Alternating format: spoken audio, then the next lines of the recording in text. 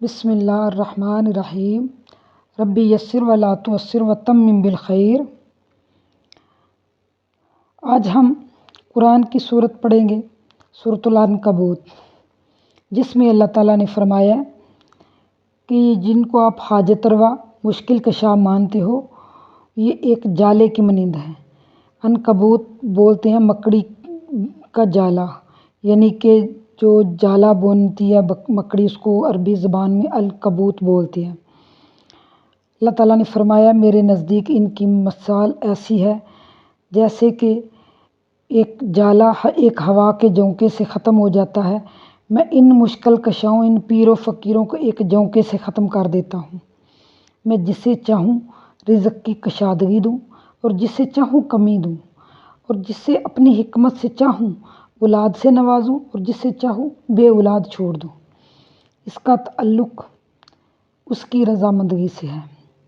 اس کو کوئی بھی نہیں جانتا کہ وہ کس وقت کیا اور کس جگہ پہ اس کو موت آ جائے اور کس کی زندگی لکھ دی جائے۔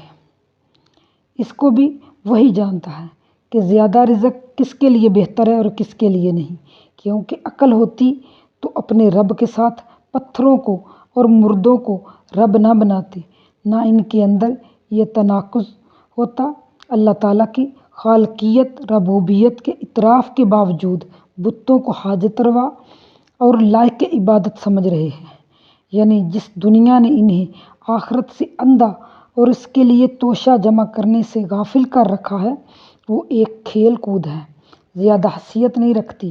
کافر دنیا کے کاروبار میں مشغول رہتا ہے، اس کے لیے شب و روز محنت کرتا رہتا ہے، لیکن جب مرتا ہے تو خالی ہاتھ ہوتا ہے، جس طرح بچے سارا دن مٹی کے گروندوں سے کھیلتے ہیں پھر خالی ہاتھ گھروں کو لوٹ جاتے ہیں۔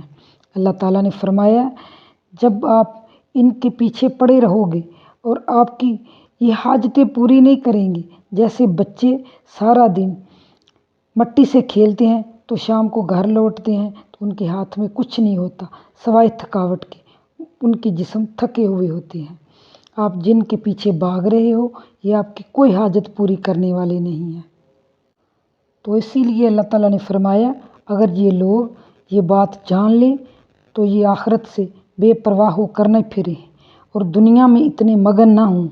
اس لیے ان کا علاج علم ہے، علم شریعت ہے، یعنی کہ دین کی ضرورت ہے۔ ان کو قرآن کی ہدایت کی ضرورت ہے، ان کو حدیث کی ہدایت کی ضرورت ہے، ان کو آپ صلی اللہ علیہ وآلہ وسلم کی پیروی کرنے کی ضرورت ہے۔